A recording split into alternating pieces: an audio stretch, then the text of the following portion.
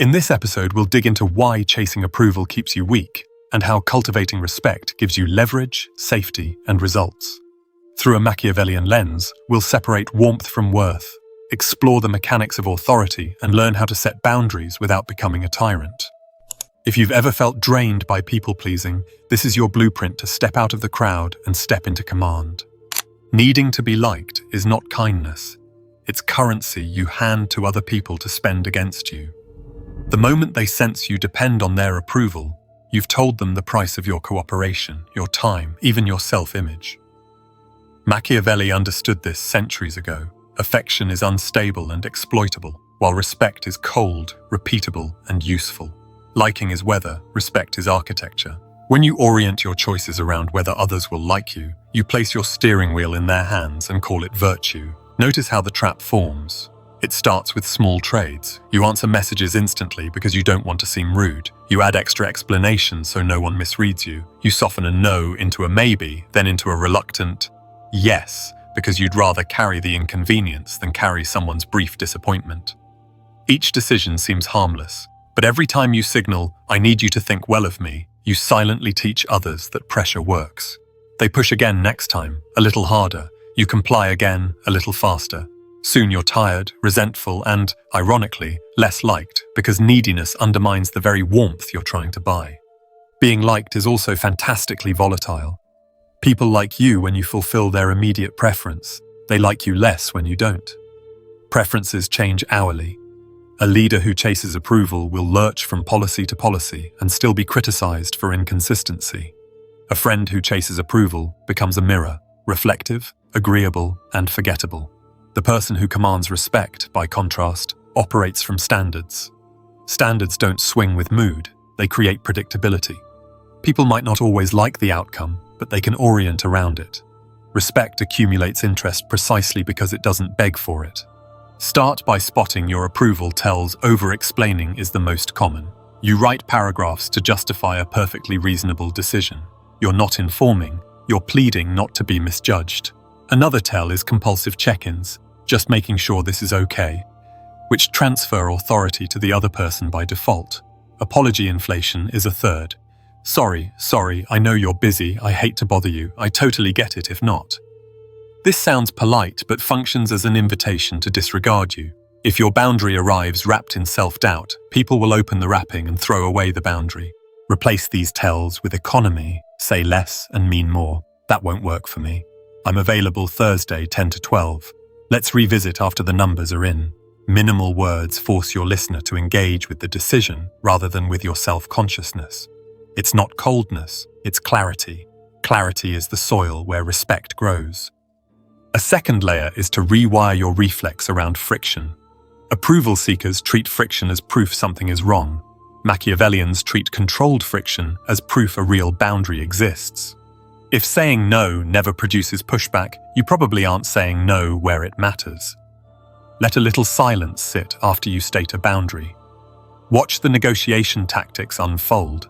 Guilt, urgency, everyone else already agreed, labeling you difficult. Recognize these as normal weather patterns around a firm coastline. You're not obligated to move the land every time the tide comes in. Consider how this plays out at work. Suppose a teammate asks you to quickly take on their part of a project due tonight.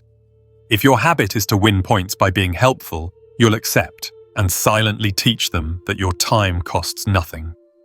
A respect-oriented response. I'm at capacity on deliverables A and B. If you want me to take C, we need to move A's deadline to Friday or reassign B. This does three Machiavellian things. It shows you own your priorities. It introduces trade-offs. If they want more of you, something else gets less. And it makes them confront resource reality instead of consuming your goodwill like a free buffet. Social life follows the same math. The friend who only calls when they need a favor doesn't dislike you. They've simply mapped you as a low-friction path to a goal. You can remap by adjusting access and response time. Respond when it works for you. Propose alternatives that fit your standards. Shorter meetups, different venues, different timelines. You are not punishing, you are pricing. High demand, low availability signals value. Unlimited availability signals that your time is the cheapest item on the shelf. The fear, of course, is that you'll become harsh or lose people. Some will drift away when you stop paying the approval tax. Let them. If their bond with you depended on your willingness to be endlessly malleable, it wasn't a bond, it was a subsidy. Others will initially resist and then recalibrate. A few will respect you more. Clarity relieves them from the unspoken burden of managing your feelings while trying to get things done. Remember, people admire what they can anticipate. When your standards are consistent, even your critics adjust their behavior around you. Language matters. Replace. Is that okay if I... with, here's what I'll do. Replace. I was just wondering if maybe we could... with, let's do X by Wednesday. If not, we'll pivot to Y. Replace. Sorry for the delay with, thanks for your patience. Here's the update. These shifts don't scream dominance, they telegraph internal authority. You're granting yourself the permission you use to outsource. Body and timing matter too. Speak slightly slower than feels comfortable, particularly when declining. Slowness suggests you are not bracing for permission. Hold eye contact after you finish. Don't rush to fill silence with concessions. If you're writing, keep your first line a decision, not a narrative. I can't make Saturday. Only then add one brief context line if necessary. Many conflicts are self-inflicted by leading with context, which invites debate over your reasons instead of acceptance of your boundary. Approval addiction is also biochemical. The little dopamine hit from a heart emoji or a relieved smile tricks you into overvaluing short-term praise and undervaluing long-term positioning. To counter this, move your scoreboard. Track how often your decisions align with your standards, not how often they win applause. Track how often you say, let me think and get back to you tomorrow, instead of default yes. Track how often your outcomes improve because you tolerated initial discomfort. If you can measure it, you can reinforce it. There's a tactical micro skill that pays huge dividends. Separate warmth from compliance. You can be calm, courteous, even friendly, while being immovable about the action. I get why you want that. Here's what I'm able to do. I appreciate the urgency. The soonest I can commit is Monday. This combination, soft face, hard line, is Machiavellian gold. People often escalate when they sense hostility. They often de-escalate when they meet respect without compliance. You're refusing the request, not the person. Another key, never negotiate your self-respect in public. If someone challenges you in a group, don't sprint into a long rebuttal. Short answer, then channel the discussion offline. I hear the concern. We'll handle details after this meeting. Public arenas convert every debate into theatre, and theatre rewards spectacle over substance. When you shift the venue, you reclaim the frame and stop training the crowd that you can be baited into approval contests. You will encounter moral blackmail. If you really cared, you'd do X, which tries to collapse ethics into convenience. Prepare one sentence you can use forever. Caring and compliance aren't the same thing. Then return to the boundary. Ethical firmness is not cruelty. It is stewardship of your limited life. Time spent appeasing is time not spent building. A practical drill.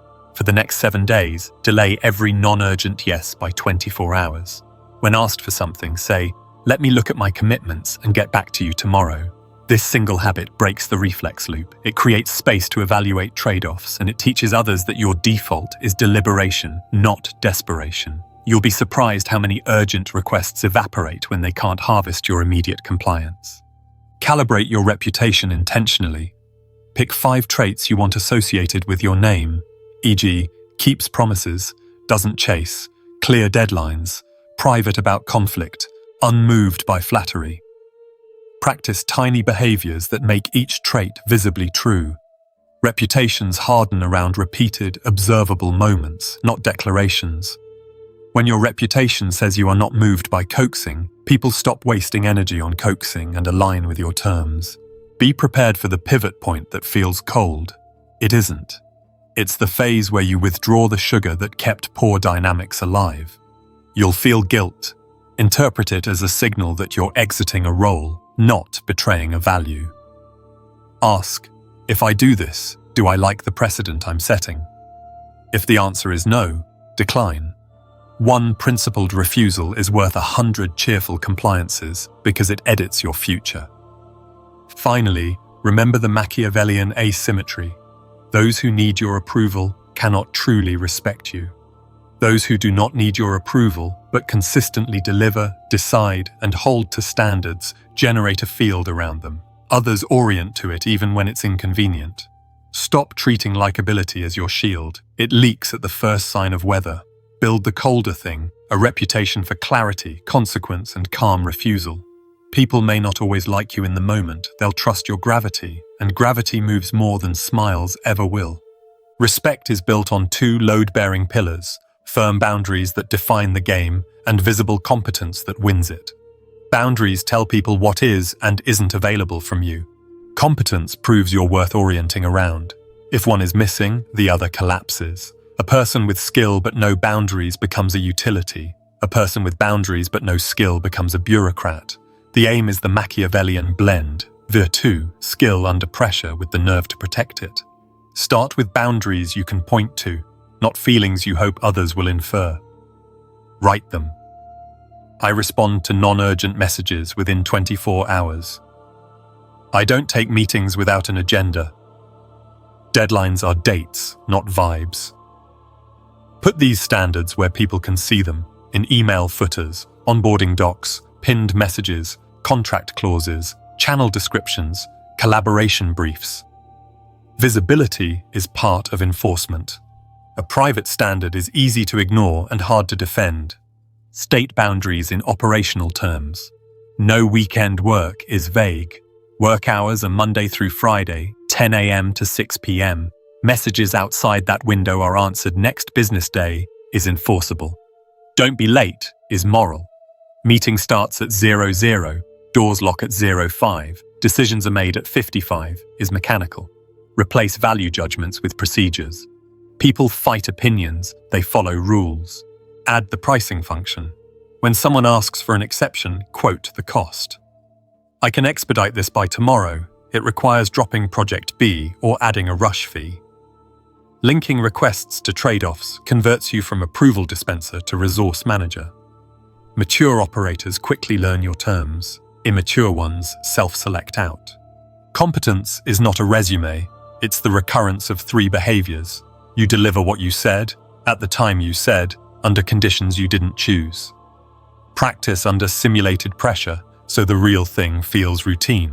Time box tasks and hit the box. Don't expand the task to fill your anxiety.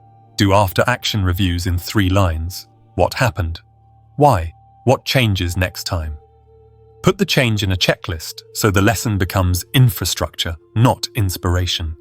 Decide faster by deciding smaller. Carve big decisions into a stack of reversible moves. Ask, what's the smallest irrevocable step that advances this? Take that step now, schedule the rest. Speed is a competence signal because it shows you can separate risk from drama. Pair it with the boundary that stops the world from stealing your time. 2 daily deep work blocks where you're unreachable. If you interrupt your own focus, you've told others your boundaries are for show. Language is your exoskeleton. Use the 3-part frame: standard, offer, constraint. Our standard edits within 48 hours. Here's what I can offer. First pass by Thursday. Constraint, additional rounds beyond 2 are billed hourly. My standard, I need written scope. Offer, I can start once it's signed. Constraint, start date moves if scope lands after Wednesday. Keep your diction clean. Cut diluters. Just, maybe. I feel like. Sort of. Tiny ask. Super quick. Replace with verbs that move. Decide. Schedule. Ship. Escalate. De-scope. Cut. Signal reliability with artifacts, not adjectives. A 1-page brief with goals, owners, deadlines, and definition of done is worth more than a promise. A living dashboard that shows status, on track / at risk / off track, with dates is more persuasive than almost there. Competence is easier to respect when it's easy to verify. Calibrate access. Unlimited accessibility reads as unprotected capacity, which invites scope creep. Institute office hours for ad hoc asks. Batch similar requests. Put high-friction channels, calls behind low-friction gates, calendar links with notes. You're not hiding, you're preventing chaos tax from consuming skill. When you must say no, pair warmth with immovability. I get why this feels urgent. Here's what I can commit to. Monday delivery. If that doesn't work, we'll need to drop the video's B-roll upgrade. You refuse the request while maintaining the relationship. People relax when they meet a steady wall that doesn't attack them. Make consequences predictable. Write a tiny enforcement ladder and stick to it. Clarify the standard. Limit access or tighten scope on the next collaboration. Reassign responsibilities. End the arrangement. State the ladder once, refer to it calmly when needed. Predictability beats personality. If you lead a team, institutionalize competence. Meetings have agendas circulated 24 hours prior. No agenda, no meeting. Start on time. End with an owner, an action, and a date, OAD, in writing. Decisions documented in a single source of truth, not scattered chats. Praise in public for standards met, feedback one-on-one for gaps observed. The system, not your mood, drives respect. Model pressure behavior. When plans slip, publish a 3-part update. New ETA, cause. Prevention. Do it without theatrics. People notice when you absorb volatility without vomiting it onto the room. Calm under stress is competence's billboard. Guard your yes. Undercommit by 20%, overdeliver by 10%. That 30% spread is your respect margin. If every delivery barely crosses the line, you telegraph that your success was luck. If every delivery clears with space, you telegraph mastery. Write down your definition of done for every commitment. Video is done means locked script, approved thumbnail, captions embedded, end screens configured, description and tags finalized, scheduled for 9 a.m. CET, checklist ticked. Ambiguity is where reputations go to die. As a creator or entrepreneur, publish an external-facing collaboration sheet. Scope, deliverables, revision limits, payment terms, kill fees, crediting, timeline, communication channels. Send it before you agree to anything. The document is your bodyguard. It says the hard things so you can stay personable. With audiences and communities, separate generosity from obligation. I read comments for ideas, not for approval. Requests are considered during planning. I don't take content briefs in DMs, pin community rules. Enforce without debate. The fastest way to lose the room is to argue about your own boundaries in your own house. With sponsors or clients, pre-solve the 3 fights that always appear. Scope creep, timeline squeeze, creative control. Use conditionals. Happy to add a second cut if brief changes by more than 15%. That triggers the addendum. If materials arrive after Tuesday 12 o'clock, launch date automatically moves to next available slot. I accept product feedback. I don't accept scripted opinions. If that's required, we're not a fit. Polite, clear, unbendable. Competence thrives on cadence. Install a weekly cadence review. What's shipped, what's slipped, what's blocked. Set rules for block removal. The owner with the block proposes 2 mitigations, not just the problem. Underlings who only escalate, never propose, are asking you to subsidize their thinking, train them otherwise, or limit their scope. Use pre-mortems before important deliveries. Ask, it's a week after the launch and it failed. Why?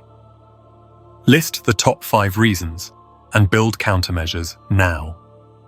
Respect grows when your results feel inevitable in retrospect. Practice refusal reps. Keep 5 stock lines ready. That's outside the scope we agreed. If you want to expand, here are the options. I can't commit to that timeline. Here's a realistic schedule. I don't do free consulting while unpaid trials. If budget opens, revisit. Let's stick to the decision we made on date. If new info emerges, we'll schedule a change review. I don't make same-day changes to published content. Delivery matters. Even tone, no apology layer cake. Protect your focus upstream. Mute notifications by default. Empty calendars invite ambushes. Block your deep work and your rest first, then let meetings fight for the leftovers. A tired operator becomes a porous operator. Fatigue writes IOUS, your reputation has to pay.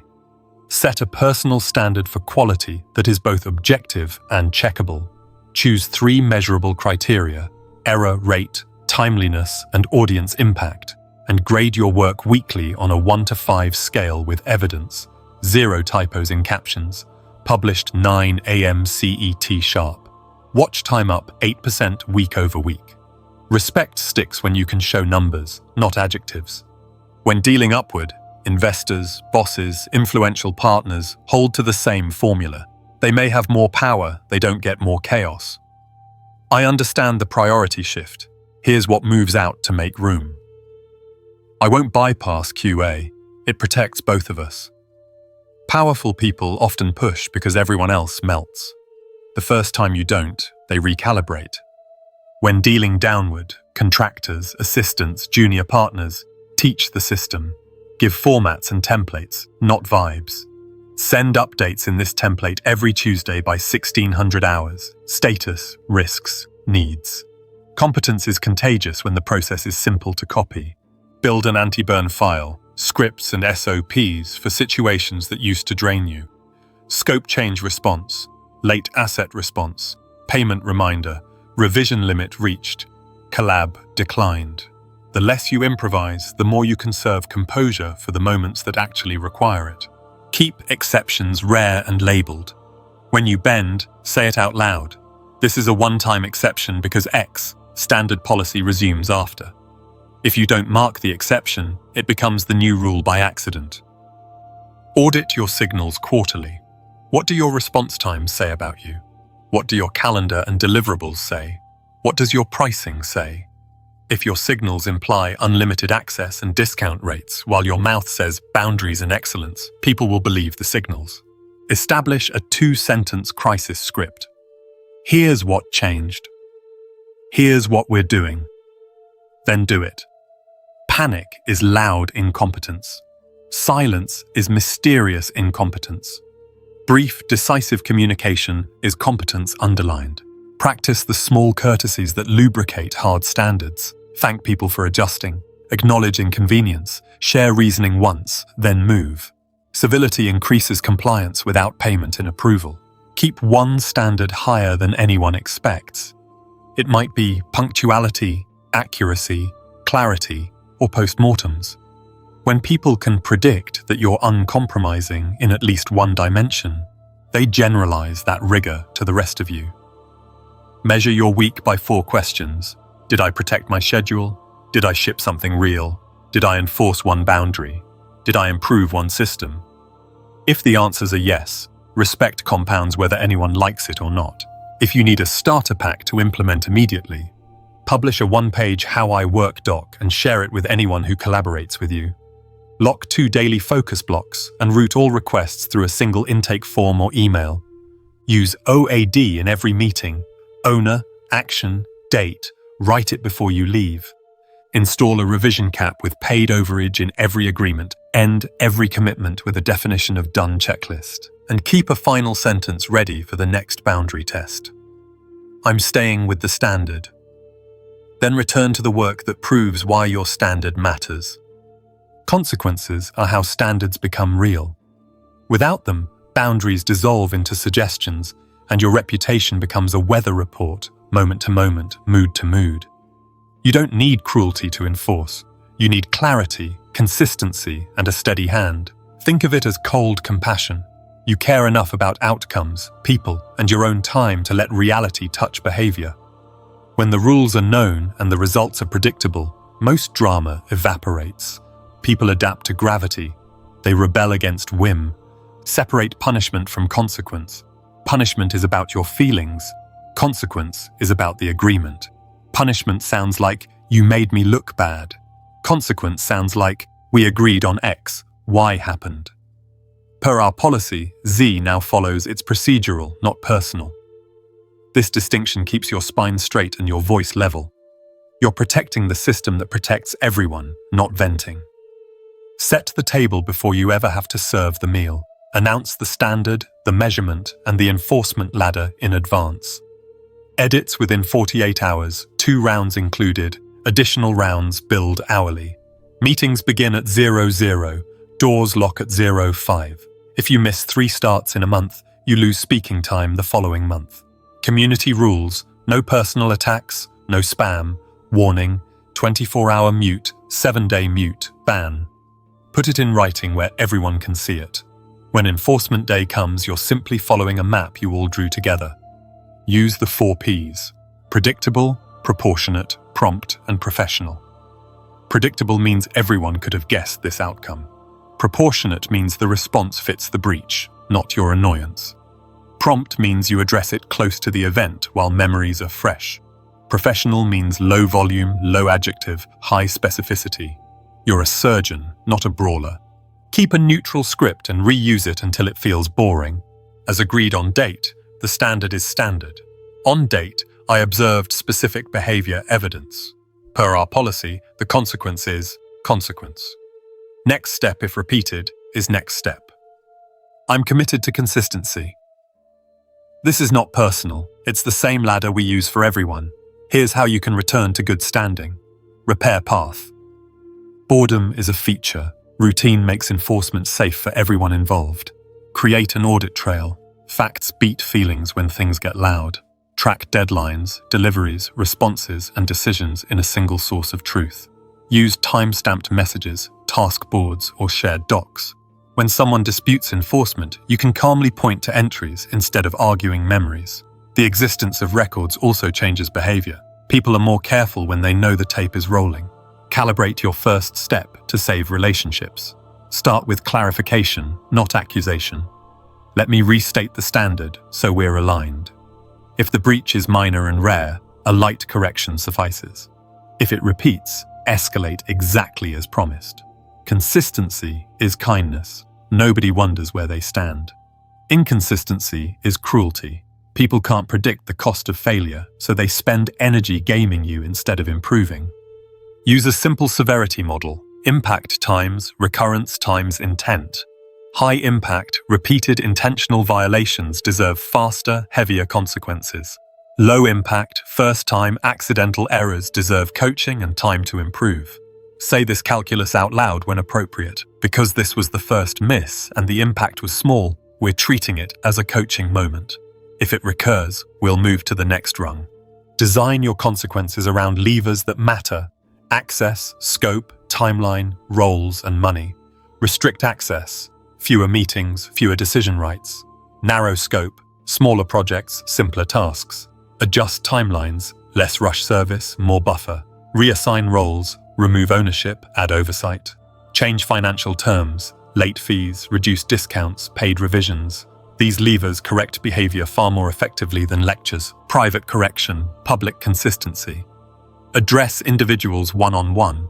Announce standards and enforcement outcomes in policy terms to the group. We're enforcing the no late start rule. Starting next week, doors lock at 5 o'clock. Public shaming invites defensiveness and politics. Public consistency builds trust that the rules aren't theatre. Provide a road back. Consequence without a path to redemption is vengeance disguised as order. Spell out checkpoints. To return to regular posting privileges: 1. Acknowledge the rule violation. 2. Complete the moderator's checklist. 3. No further violations for 14 days. Make it mechanical. People are more willing to accept discipline when they can see daylight.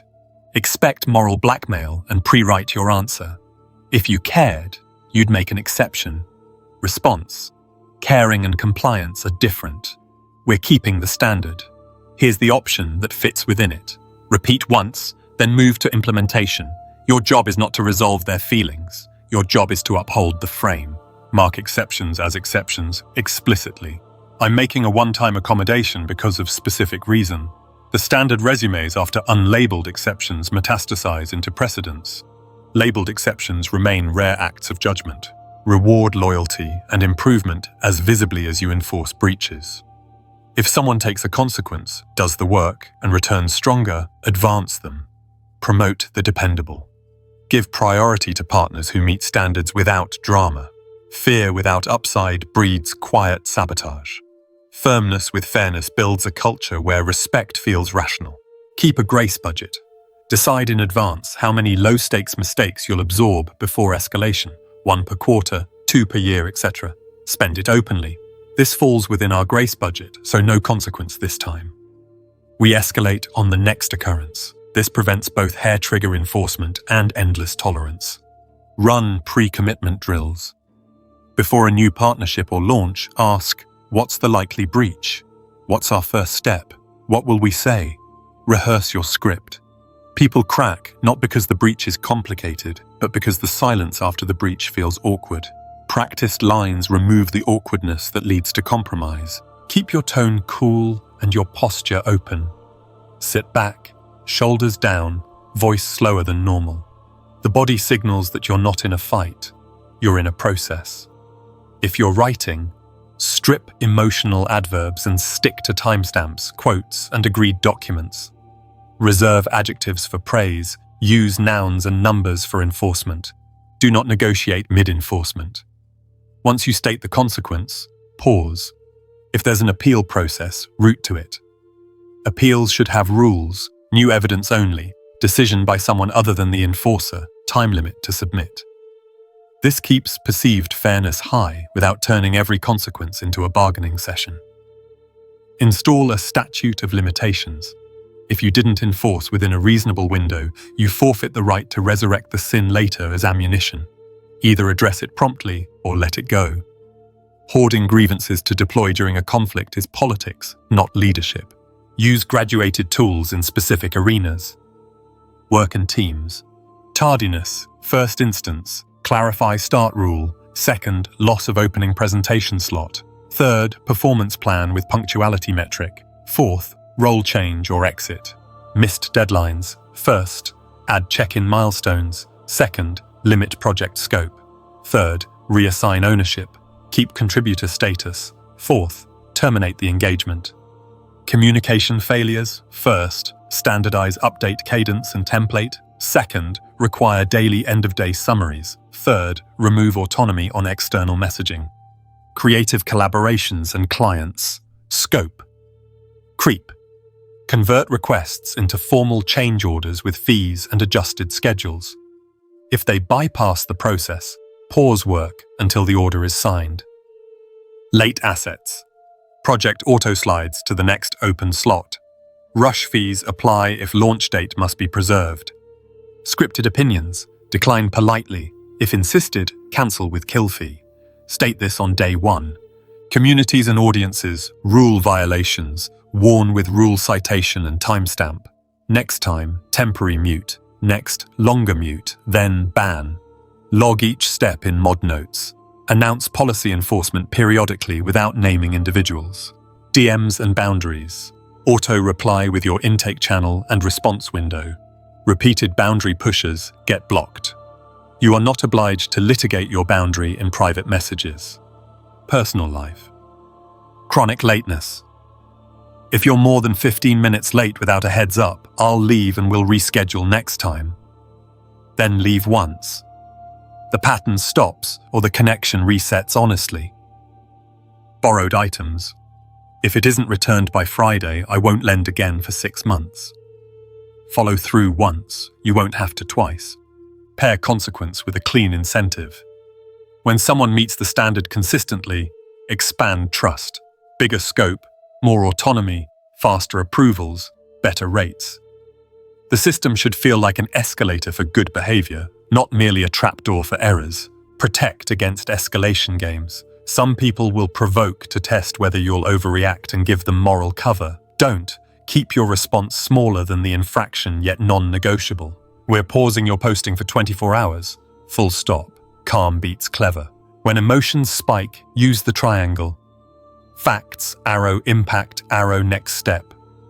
You missed the Wednesday handoff. That blocked the edit and pushed the upload. We're moving your role to contributor for the next 2 videos. We'll revisit after on-time handoffs for both. No lectures about character. You describe, you connect, you move. Close loops. After enforcing, schedule a short follow-up to confirm understanding and reset the relationship. Quick check. You've read the policy, you know the next step if this repeats, and you know how to regain full access. Anything unclear? People behave better when they feel the door is shut on the incident and open for future work. Keep your own consequence too. If you fail to enforce, pay a tax you can feel. Donate to a cause, cancel a leisure plan, or complete a tedious task. Train yourself that inconsistency has a cost. Leaders who never pay for their own lapses become leaders who let others pay for them. Document your enforcement philosophy in one page. What we value, what we measure. What happens when standards are met? What happens when they aren't? How to appeal. How to return to good standing. Share it with every new collaborator. Being explicit up front prevents accusations of bait and switch later. Most importantly, never confuse mercy with avoidance. Mercy is choosing a lighter rung and labeling it. Avoidance is refusing to touch the ladder at all. Mercy preserves order while honoring context. Avoidance preserves your short-term comfort while degrading everything else. You'll be surprised how often people thank you, quietly, for being immovable. Chaos is exhausting. A steady wall, even when inconvenient, is a relief. You are not building a throne of fear, you are building rails. Rails make speed possible. They let good people go faster without crashing and make bad behavior expensive enough to stop. Respect grows in that environment because outcomes aren't hostage to anyone's mood, including yours. When your consequences are mechanical, measured, and humane, people don't waste time guessing. They get back to work, and the work gets better. Power has a long memory, and it prefers people who play on a long timeline. Image, alliances, and narrative are the three compasses that keep you oriented when popularity swings and circumstances shift. Image governs how your presence changes a room before you speak. Alliances determine who will say your name in rooms you're not in, and whether they'll say it with weight. Narrative decides what your actions mean to others, not just what they are. You can brute force a moment with effort, you can't brute force a decade. The long game is about building gravity so decisions begin to fall toward you. Start with the appearance of control, because it's the cheapest, fastest lever you have. Your tempo tells the world whether you react or direct. Speak a shade slower than the room. When pressured, reduce your volume by 5%. Pause before you answer, especially to surprising questions. These micro behaviors announce that your nervous system belongs to you. Time is dominance. The person who controls pace often controls meaning. Build rituals that keep your pace steady. Never respond to a provocation in the same minute. Draft, pause, send. In meetings, place your notebook or tablet flat, not clutched. Hands visible on the table signals you are not braced for impact. On camera, keep your gaze stable for full sentences. Darting eyes read as subordinate cognition, calculating permission, not giving direction. Clothing and environment are silent policy. Choose one signature constraint, neutral palette, unbranded solids, or a single recurring accessory. Constraint reads as discipline. Your background, physical or virtual, should show two things: your craft and your order. A single visible tool of your trade and a small, neat stack of current work say more than a wall of noise. People project competence onto tidy frames. If you're a creator, thumbnails and titles should repeat core cues: typeface, spacing, a recognizable face angle. This isn't vanity, it's memory training. Familiarity lowers friction. Frictionless access to you, visually, cognitively, increases compliance with your asks. Control your entrances and exits. Arrive slightly early for critical rooms, so you're seated and settled when others enter. It frames them as arriving into your scene. For less critical contexts, arrive exactly on time. Earliness signals need.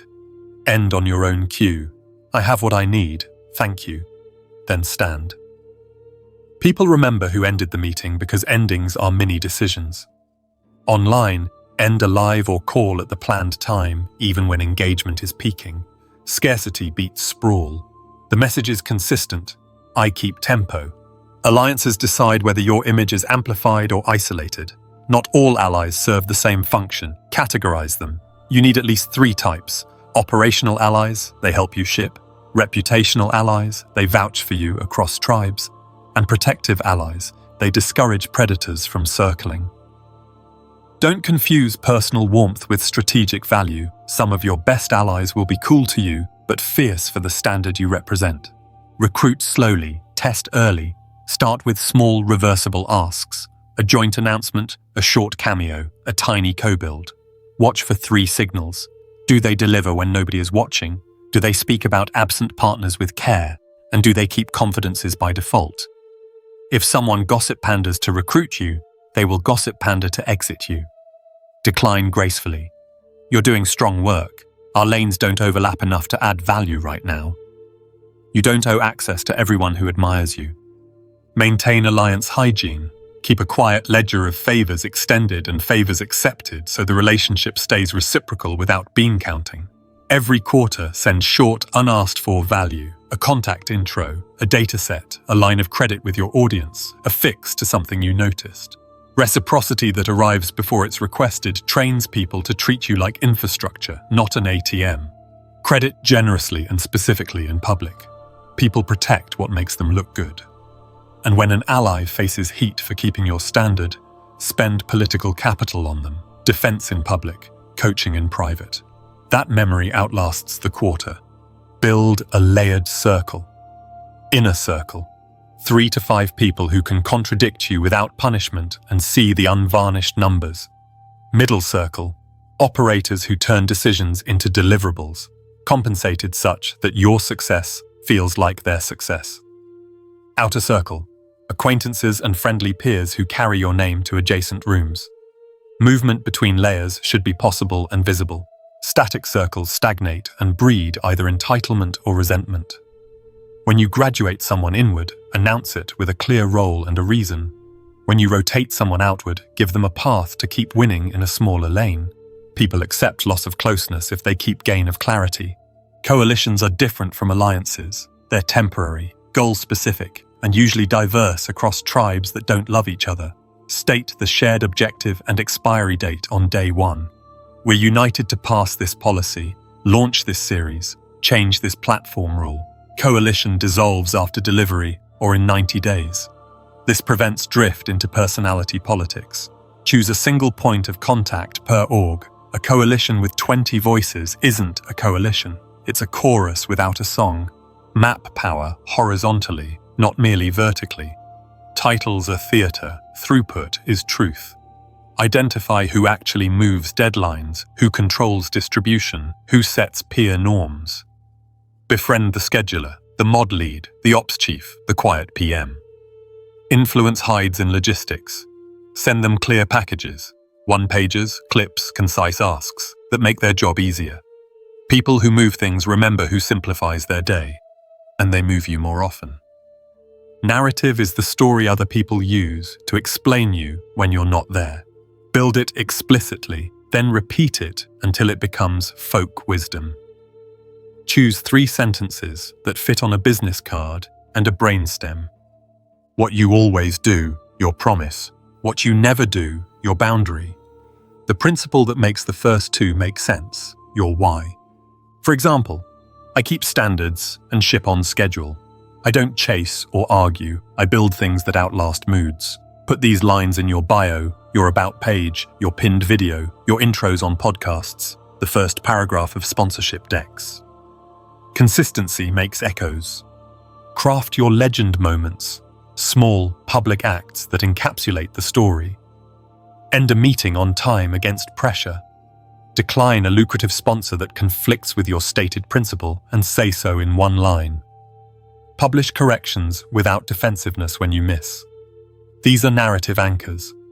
People will retell them as shorthand, and shorthand scales better than speeches. Speak last, decide fast, the cadence that makes you look inevitable. Before meetings, harvest information privately. Pre-reads, one-on-ones, written memos. Encourage subordinates to disagree with each other in writing before the room. Distributed disagreement is easier to process than live dueling. In the meeting, invite short status updates, then ask the quietest expert for their view. Delay your own take until you've heard the edges. Your silence prevents anchoring bias and displays composure. When you decide, do it cleanly. We're choosing option B for reasons 1 to 2 to 3. Execution begins today. Re-evaluate in 2 weeks with metrics X and Y. No brainstorming after the decision. Decision theatre ends when the decision is made. Control the frame in conflict. If you must respond publicly, use a fixed template. State the principle. State the fact. State the action. No adjectives, no opponent caricatures. We don't publish sponsored claims as editorial.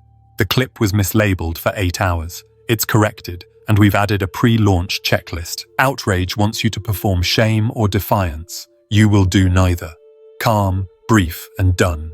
Your allies can carry the emotional defense. You carry the standard. Own the pivot when facts change. The long game punishes stubborn pride more than short-term backlash. Use the data override clause. We said X because we believed Y. New evidence Z changes Y. We are now doing X too.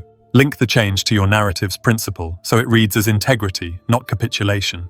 Publicly timestamp your learning. People trust leaders who can evolve without theatrics. Design scarcity. Mystery is oxygen for respect. Don't stream your entire process in real time. Show snapshots that reinforce competence. Keep certain rooms off camera. Gate your access with formats, office hours, AMAs, instead of constant DMs. Limited exposure protects your energy and inflates the value of the moments you do appear. Release schedules, not impulses. The public shouldn't be able to summon you with a ping. Practice symbolic acts with precision. Humans are ritual animals, and ritual is narrative you can touch. Start every launch day with the same brief stand-up and the same checklist read aloud. People will feel the machine. Send handwritten notes to new major partners with 1 sentence about why the work matters. Keep a photograph of the note in your archive so memory outlasts paper. Retire projects publicly with a 1-page post-mortem. Death handled well increases trust in your births.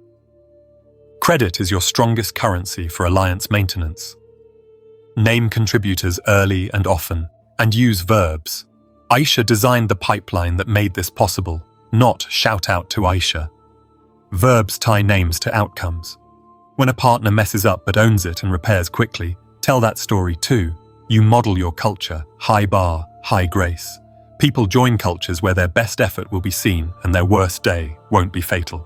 Anticipate betrayal without becoming paranoid.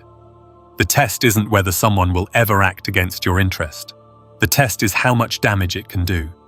Keep single points of failure off your critical path. Split knowledge and access so no one person can crater a launch. Use time-bound permissions. When trust must be revoked, cut access cleanly and speak minimally. We've ended the collaboration. Our standard remains: don't litigate motives in public. Litigation keeps your face in the mud. Allies watch how you handle exits. If you exit with grace and firmness, your alliance surface area grows, not shrinks. Engineer your information diet. Too much chatter rots judgment. Subscribe to a small number of high-signal sources. Maintain a private briefing channel where your inner circle drops distilled updates, and schedule a weekly signal review where you ask, what should change because of what we learned? Then change one thing. Action metabolizes information. Hoarded inputs turn to anxiety. Choose a few public scoreboards and update them reliably. It could be publishing cadence, on-time delivery rate, client repeat rate, community rule enforcement stats. When the numbers show up on schedule, people start to believe you are the kind of person numbers obey. If you ever miss, narrate the miss once and fix it. Scoreboards without narration become rumor bait. Stage your image for the future you want, not the past you had. If you want to be taken seriously in policy, show up in policy spaces before you have clout there. Attend hearings, ask crisp questions, publish short memos. If you want to be a creative director, present treatments and mood boards in your feed. Stop tweeting like a freelancer hoping for gigs. Your current vibe may be beloved. Your next role requires a different silhouette. The long game is costume changes without apology. Guard your name with measured litigiousness. You don't need to swat every mosquito, but when a falsehood endangers your ability to operate, act. A quiet lawyer letter with screenshots attached and a clear remedy request solves most problems. Reserve public escalation for patterns, not one-offs. You want a reputation for patience first, precision second, and steel third. Use the calendar as narrative structure. Create seasons, build, launch, consolidate, rest. Announce them. October is build, fewer appearances, deeper work. November is launch, 3 drops, 2 live sessions. December is consolidate, postmortems and partner dinners. This rhythm helps allies plan, trains your audience not to demand from you at random, and reinforces that you play years, not days. Rest is part of public image. A leader who never rests is a leader who will make you pay for their exhaustion later. When you enter a new room, borrow authority before you spend it. Lead with a gift to the room, an insight, a tool, a connection. Then make one clear ask. People welcome takers who brought something heavy first. Each room you exit should feel lighter or sharper because you passed through. Write a page titled "How to Work with Me" for real. Not the corporate fluff. Your real operating system. Decision cadence, communication preferences, escalation rules, non-negotiables, preferred formats, known blind spots, standing office hours, and the fastest way to get a yes. Publish it where collaborators can find it. Alignment is image plus alliance in a single document. Install 2 legend lines you can drop in high-stakes moments. Short, memorizable, repeatable by others. We don't do speed without standards. We change plans for data, not for drama. Say them so often they become communal phrases. When others start quoting your lines to third parties, your narrative has escaped gravity. Finally, remember that the long game rewards restraint. You will be invited into fights that aren't yours, coalitions that dilute you, and stages that would make you visible and small at the same time. Decline with elegance. I'm focused on the work that only I can do this quarter. Real power is the freedom to refuse without explanation. Every high-quality no purifies your image, elevates your alliances, and sharpens your story. So when you do say yes, the world leans in and listens.